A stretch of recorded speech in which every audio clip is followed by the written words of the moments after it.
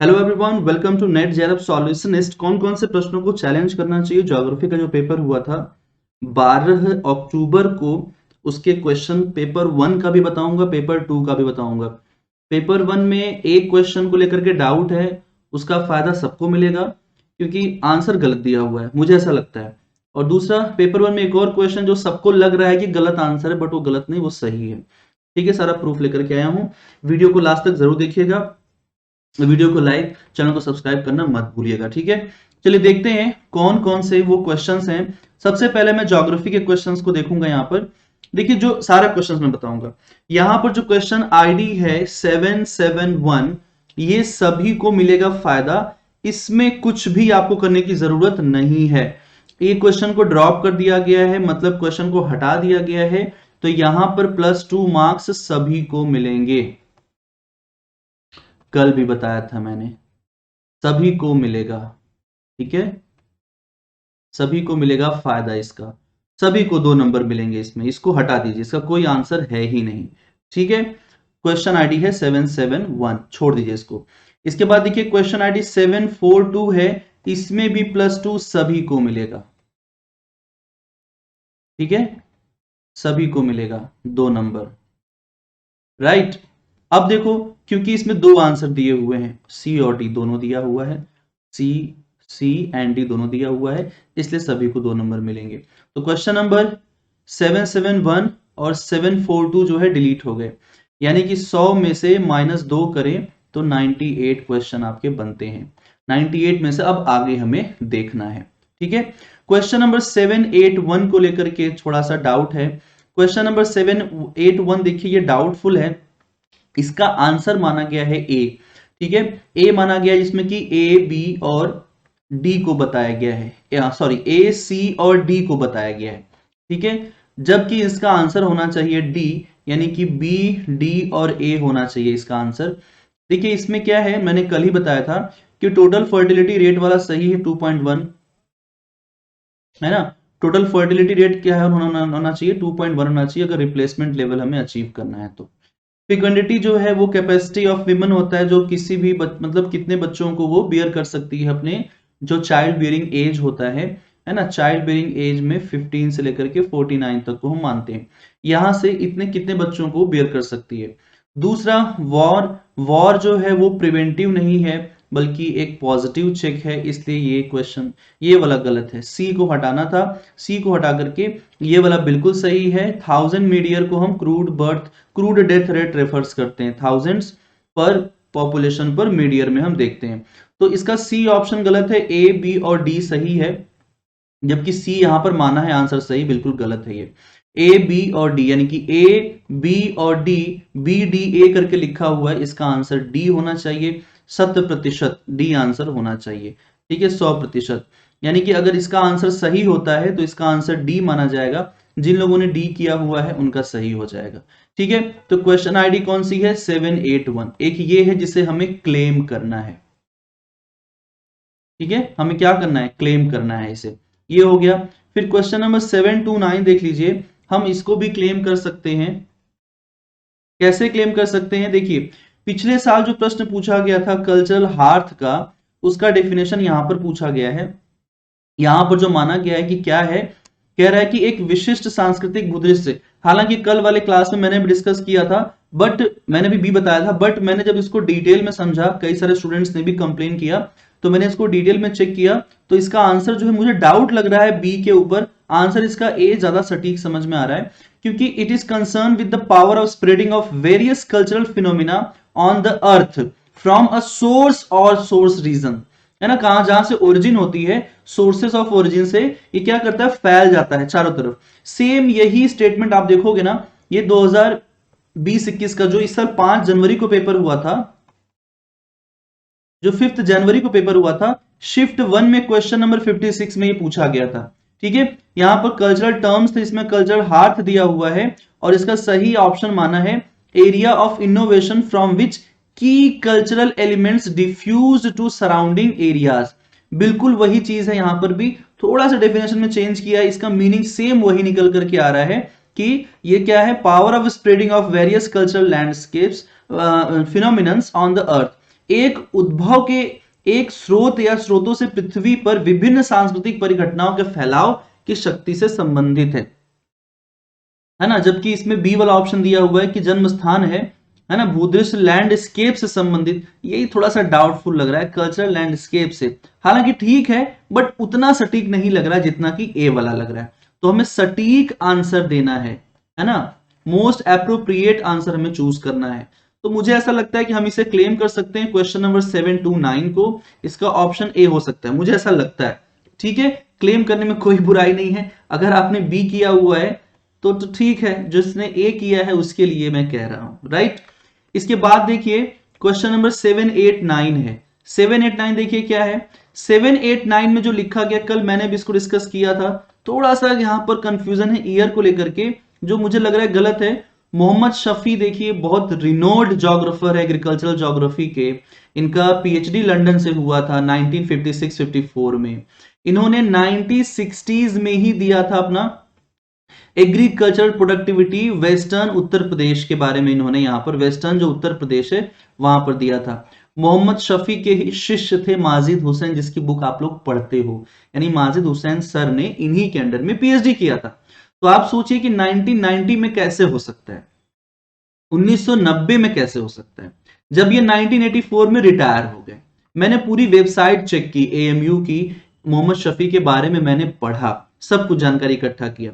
इसमें पता ये चलता है ना, इसमें पता ये चलता है कि जो मेजरमेंट और जो एग्रीकल्चर प्रोडक्टिविटी है उसमें देखिए यहां पर ये मैंने ईयर्स पढ़ाए हुए हैं, है ना। केंडॉल का 1939 में रैंकिंग कोफिशिएंट मेथड में, 1960 में स्टैम्प का है, और मोहम्मद शफी का 1960 में। ये हम लोगों ने पढ़ा हुआ है अकेडमी प्लस में, डायरेक्ट वहीं का पीडीएफ है। थोड़ा सा मुझे समय लगा देखने में, कारण था कि क्लासेस की वजह से, है ना।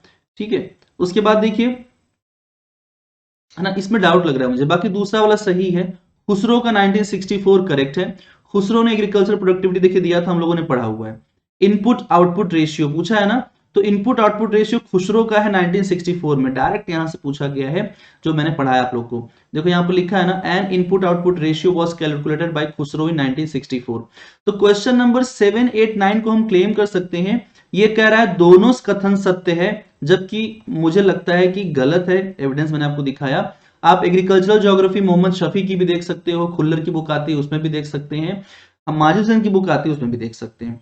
ठीक है, क्या हो जाएगा इसमें, स्टेटमेंट नंबर 1 असत्य होगा, एक क्या होगा, असत्य होगा, और 2 सत्य होगा, यानी इसका आंसर डी होना चाहिए। तो ए के बजाय आंसर क्या होना चाहिए, डी होना चाहिए।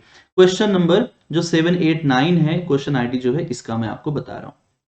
ठीक है, समझ में आया बात, पहला वाला सत्य, दूसरा वाला सत्य है।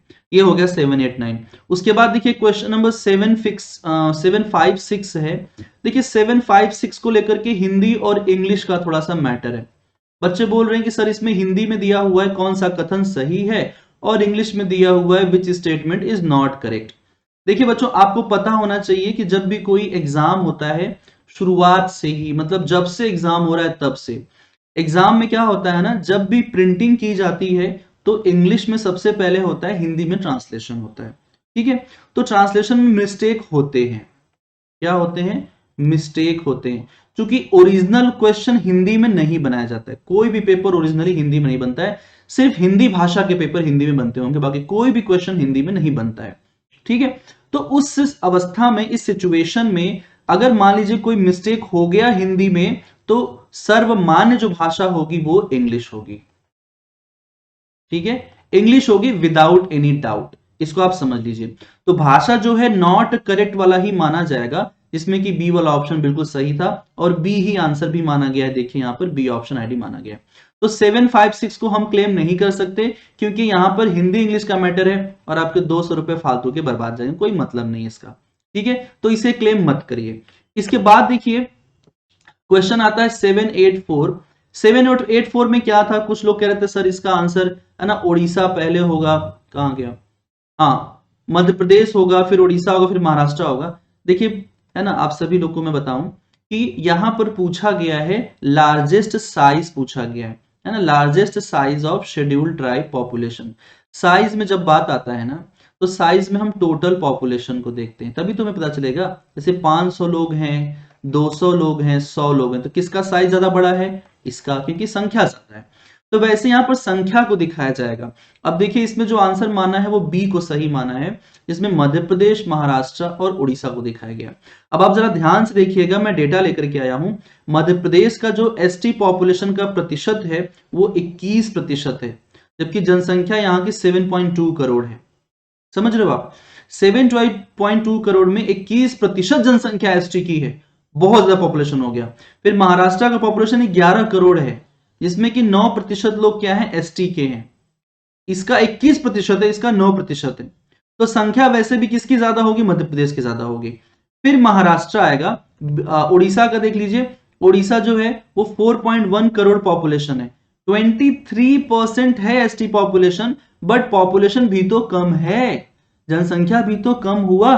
तो इसका मतलब ये है कि जनसंख्या के मामले में उड़ीसा लास्ट में बैठेगा, महाराष्ट्र उसके पहले आएगा और मध्य प्रदेश सबसे पहले आएगा।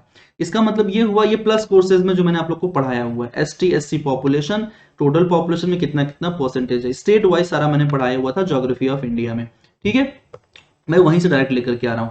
तो इसमें क्या सही ऑप्शन होगा? बी सही है, मध्य प्रदेश, महाराष्ट्र, उड़ीसा। इसमें कोई क्लेम हम नहीं कर सकते, तो ये आउट ऑफ क्लेम हो जाएगा। ठीक है, इसके बाद देखिए एक क्वेश्चन आता है, क्वेश्चन आईडी 1087, ये पेपर 1 का है। पेपर 1 में बहुत डाउट है सबको इसमें लेकर के। यहां पर पूछा गया डिजास्टर मैनेजमेंट प्लान, यहां पर प्लान लिखा हुआ है, डिजास्टर मैनेजमेंट एक्ट नहीं लिखा हुआ है। और जब कोई चीज नहीं लिखा है तो आप उसे कैसे प्रिडिक्ट कर सकते हैं? दिमाग ने आपके क्या पढ़ा? डिजास्टर मैनेजमेंट एक्ट पढ़ लिया। पूछा क्या गया है? डिजास्टर मैनेजमेंट प्लान पूछा गया है। Disaster management act, disaster management policy और डिजास्टर मैनेजमेंट प्लान, ये 3 है ना हुए हैं। ये 2005 में हुआ है, ये 2009 में हुआ है, ये 2016 में हुआ है। फिर 2017 में रिवाइज्ड प्लान आता है ना। प्लान का मतलब कि समय समय पर बदलाव किए जाते हैं हर तरीके के डिजास्टर्स को देखते हुए, कैसा उसका पोटेंशियल है, कितना डैमेज कर रहा है, कौन सा एरिया ज्यादा प्रोन है, तो उसमें चेंजेस किए जाते हैं, पॉलिसीज बनाई जाती है, उसी को हम प्लान कहते हैं। और प्लान में क्या होता है? चेंज होता रहता है। देखो आप यहां पर, ये 2016 मई का एनडीएमए की वेबसाइट से मैं लेकर के आया हूं। रुकिए, देखिए रुकिए, देखिए एनडीएमए की वेबसाइट ये है, भारत सरकार की वेबसाइट है। ये क्या है? भारत सरकार की वेबसाइट है, नेशनल डिजास्टर मैनेजमेंट अथॉरिटी। ये वहां से डेटा मैं लेकर के आया हूं, कहीं और से नहीं। इसमें आप जाओगे तो इसमें आपको सारा डिटेल मिलेगा, every information you will get from this, right. सारा कुछ इंफॉर्मेशन आपको यहां पर मिलेगा। तो मैंने वहीं से चूज किया है। यहां पर आप देखो, यहां पर ध्यान से, तो 2016 का है ये, 2016 में आया था। और ऑप्शन में क्या दिया गया है? 2016, जो कि सही माना गया है सी। 5 नहीं होगा। ठीक है, सभी स्टूडेंट ध्यान से देखें कि नेशनल डिजास्टर मैनेजमेंट एक्ट 2005 में मैंने पढ़ाया हुआ है आपको, और पॉलिसी आई हुई नेशनल पॉलिसी और डिजास्टर मैनेजमेंट 2009 में आई हुई है। और ये वाला जो प्लान है ये 2016 में लाया गया है। क्यों पता है आपको? क्योंकि 2015 में बहुत कुछ हुआ था वर्ल्ड में, इंडिया में। देखिए ये है एविडेंस, सेंडाई फ्रेमवर्क हुआ था नेशनल डिजास्टर रिडक्शन के लिए मार्च 2015 में, और सस्टेनेबल डेवलपमेंट गोल का 1530 का सितंबर 15 में रिवाइज हुआ था, इंप्लीमेंट हुआ था। और पेरिस एग्रीमेंट आया था 21st कॉन्फ्रेंस ऑफ पार्टीज का, जो दिसंबर 2015 में कन्वोकेशन जो है एंड हुआ था। तो 2015 में बहुत सारी चीजें हुई, उसी को ध्यान रख करके 2016 में national action plan disaster management से रिलेटेड लाया गया। एक और क्वेश्चन है, क्वेश्चन नंबर 1093। देखिए इसमें क्या डाउट है, मुझे एकदम पक्का डाउट है कि गलत है इसमें, क्योंकि दोनों स्टेटमेंट जो है अलग अलग हैं और कहीं से भी जस्टिफाई नहीं कर रहा है। कह रहा है कि education enable upward social economic mobility and is a key for escaping poverty over the past decade, major progress was made towards increased access to education and enrollment at all level, particularly for girls. The global pandemic has far-reaching consequences that may jeopardize hard-won gain made in improving school education. कह रहा है कि शिक्षा ऊर्ध्व सामाजिक आर्थिक गतिशीलता में सहायक होती है और गरीबी दूर करने में अहम भूमिका निभाती है। बिल्कुल सही है, शिक्षा से ही हम जो है ना अपनी गरीबी को दूर करते हैं, संबल हो जाते हैं। पिछले दशक में विशेषकर लड़कियों के लिए सभी स्तरों पर शिक्षा की सुलभता और नामांकन में वृद्धि के है ना के बारे में उल्लेखनीय प्रगति हुई है। लड़कियों के ऊपर फोकस ज्यादा किया गया है। वैश्विक महामारी का कारण बता रहा है कि वैश्विक महामारी का दूरगामी प्रभाव पड़ा है, जिससे स्कूल शिक्षा में सुधार के क्षेत्र में हुई प्रगति में रुकावट आ सकती है।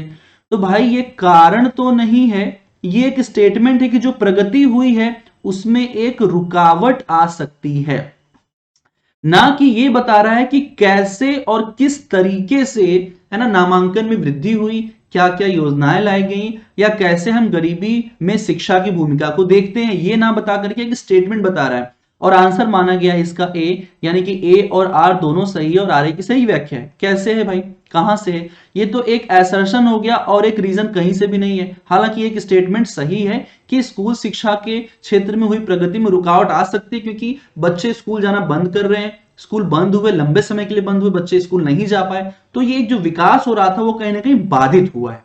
ठीक है, तो इसका आंसर दोनों सही है, लेकिन व्याख्या नहीं है, बी होना चाहिए, हम इसको क्लेम कर सकते हैं। ठीक है, तो क्वेश्चन आईडी कौन सा है? 1093। कितने क्वेश्चंस हो गए? देखिए ये हो गया एक क्वेश्चन जिसको हम क्लेम कर सकते हैं, और तो नहीं है, कोई नहीं है। ए हो गया एक क्वेश्चन जिसको हम क्लेम कर सकते हैं। क्वेश्चन आईडी नोट कर लीजिए 1093। इसके बाद देखिए ये क्लेम नहीं करना है, ये सही है। 1087 जिसको डाउट है। इसके बाद देखिए इसको भी क्लेम नहीं करना है, 784 बिल्कुल सही है। इसके बाद देखिए 756 भी सही है, इसको भी क्लेम नहीं करना है, क्योंकि हिंदी इंग्लिश में इंग्लिश वाले की मान्यता होती है, इसको मत क्लेम करिए, कोई फायदा नहीं है। फिर देखिए आप क्लेम कर सकते हो 789 को, क्योंकि 789 में डी आंसर होना चाहिए, ए वाला जो है दिया हुआ है। ठीक है, ये आप क्लेम कर सकते हैं। क्वेश्चन नंबर 2 हो गया। ठीक है, 2 क्लेम करना है। फिर तीसरा हो सकता है क्लेम हम कर सकते हैं, इसमें ए आंसर हो सकता है कल्चरल हार्ट का, ये तीसरा हो गया। 729 को हम क्लेम कर सकते हैं। ठीक है, उसके बाद देखिए हम क्लेम कर सकते हैं 781 को। 3 के बाद चौथा क्वेश्चन हो गया, तीसरा था ना, हाँ चौथा क्वेश्चन हो गया जिसको हम क्लेम कर सकते हैं। ये भी डाउट है, इसमें डी आंसर होना चाहिए, जबकि आंसर ए दिया हुआ है। ठीक है, डी होना चाहिए। इसके बाद देखिए ये वाला सबको मिला है नंबर, फिर ये वाला भी सबको मिला है नंबर, तो कुल मिलाकर के 4 क्वेश्चंस हैं जो आपको क्लेम करने हैं। इनसे रिलेटेड जो भी एविडेंसेस हैं मैं जल्दी ही ढूंढ करके आप लोगों को टेलीग्राम पर प्रोवाइड करवा दूंगा, या आपके पास अगर है तो प्लीज आप मुझे टेलीग्राम पर जरूर भेज दीजिएगा। ठीक है, जैसा भी होगा इसको क्लेम करेंगे, सब लोग क्लेम करेंगे तो ही मिलेगा मार्क्स सबको, ध्यान रखिएगा। हालांकि ये एक डाउटफुल कथन है, स्टेटमेंट बहुत सब्जेक्टिव है कि सबको मिलेगा या नहीं, इसलिए एक लोग ना करें, सभी लोग करें। ठीक है, इस बात का ध्यान रखा जाए कि आप सभी लोग जो है क्लेम जरूर करें। 200 रुपए लगना है, सारा कुछ हम लोगों ने डिस्कशन कर लिया था कल भी।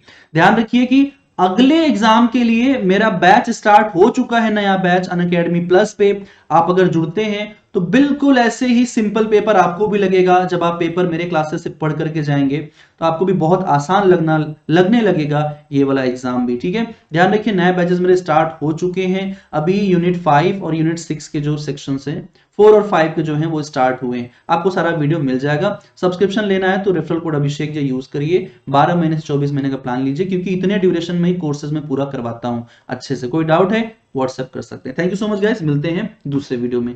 क्लेम करने की तैयारी शुरू करते हैं। कल लास्ट डेट है, 24 को लास्ट डेट रखा गया है दिवाली को। आज पूरा दिन है, कल पूरा दिन हमारे पास है। इत्मीनान से आराम से ढूंढ करके चीजों को हम क्लेम करेंगे। आपको लगता है कोई और भी है तो आप मुझे बताइए, है ना, आप मुझे टेलीग्राम कर दीजिए, मुझे व्हाट्सएप कर दीजिए, आप मुझे बताइए कि कौन सा हम और क्लेम कर सकते हैं, ताकि उसके ऊपर डिस्कशन भी किया जा सके। Thank you so much everyone. Video को लाइक जरूर कर दीजिएगा, शेयर जरूर कर दीजिएगा, ताकि बच्चों को पता चल सके, जिनको नहीं पता चल पाता है कौन से क्वेश्चंस को क्लेम करना चाहिए। और चैनल को सब्सक्राइब जरूर कर लीजिएगा, ताकि नोटिफिकेशन आप लोगों को मिलते रहे फ्यूचर में भी।